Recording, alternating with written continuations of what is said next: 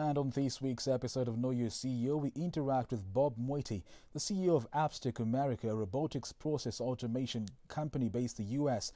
Mwiti, who is on a visit to Kenya, explains how it has been starting and setting up a business in a foreign country, and for this case, the United States. Take a look.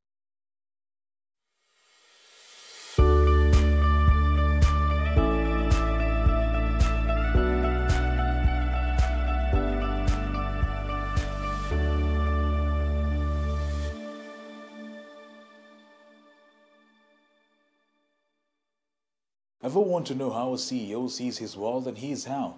Apart from running an organization and strategizing, their key role is to ensure there's money in the bank. Our CEO this week is Bob Mwiti, the co-founder and CEO of Appstic America. Oh, thank you for creating time, Bob. What kind of business are you leading at Appstic America?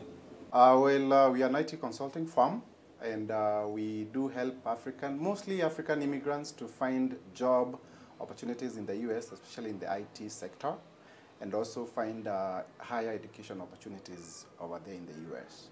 What motivated you to start this company?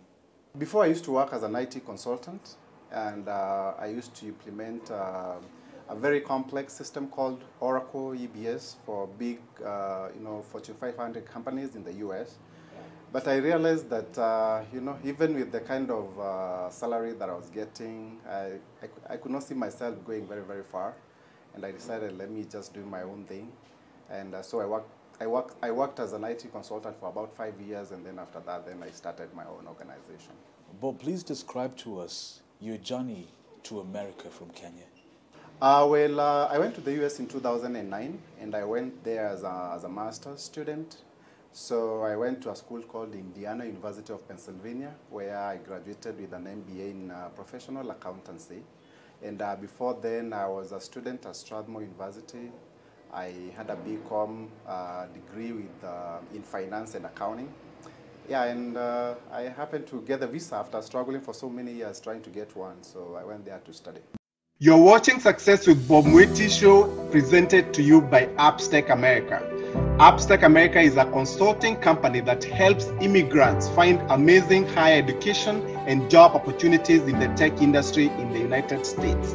You can find our programs by going to www.appsticamerica.com. Appstic America, we wake you up to the unlimited potential within you. Your studying experience in the US. Can you paint to us a brief picture of that experience? Studying in the US it's quite different from here in Kenya, especially if you've already done your undergraduate here. In terms of how the education is in the US, it's not very hard actually. I think here in Kenya, education is very hard.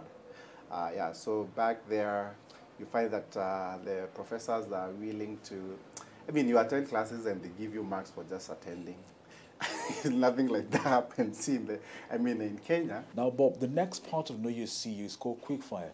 We get to know Bob a little bit more, away from the office, away from the co-founder and CEO seat. We loosen up a bit. Bob, please describe to us a day in the life of Bob Mwiti.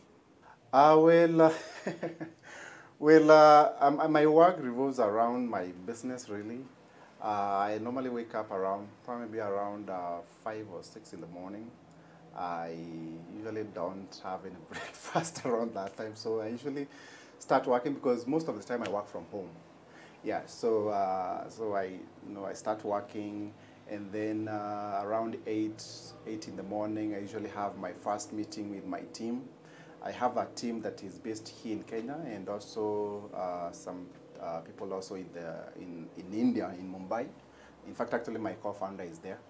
So I usually have those meetings at 8 in the morning. Then after that, now it's all up to anything that comes in. So that's usually how my day is like from Monday to Friday. In terms of anything else that is out of business, really, sometimes I usually go to the beach. We live close to the beach. I live in Tampa, Florida. Florida has very nice beaches. So sometimes when I'm tired in the evenings, I usually just take my car and just go to the beach and just take a stroll. What is that one Kenyan thing that you have in your home? Actually, my car. The number plates, I have Hakuna Matata. on the plates, yeah, and the flag. So I'm very patriotic. This is a funny one, Bob. Many people ask, I mean, when a Kenyan goes to India or China, they don't come back with an accent. But when they go to the United States, they come back with an accent. Do you consider yourself as having an American accent, Bob? Well, I mean, I've heard this a million times. And I still see me a Meru. So Merus, wherever you go, no matter where you go, you still remain with the Meru accent. And I don't think I've changed much. I think I have a little bit, but it's because you see when you're dealing on a day-to-day basis with the Americans themselves, sometimes you talk and they may not know what exactly you are talking about, like, right? So you have to like twist your tongue for them to actually understand you, and that's where you find us. You get used to it. Yeah, find us having that Kaliro accent. As we wind up, what advice do you have for the millions of Kenyan youth who would want to venture into the States? So what I can tell anybody out there who really want to go to the US, just make sure that you have all the information. Try to do programs also that can give you a longer time for you to find work. For example, if you take up a STEM program, STEM basically means science, technology, engineering, mathematics. That program will potentially give you 3 years of post-graduation work authorization, which is a big deal. I mean, that gives you enough time for you to figure out how to get those long-term work papers. Thank you, Bob. I'd like you to sign out for us. That's your camera over there. Tell the audience watching back home that the conversation on Know Your CEO continues next Monday. The conversation on Know Your CEO continues next Monday.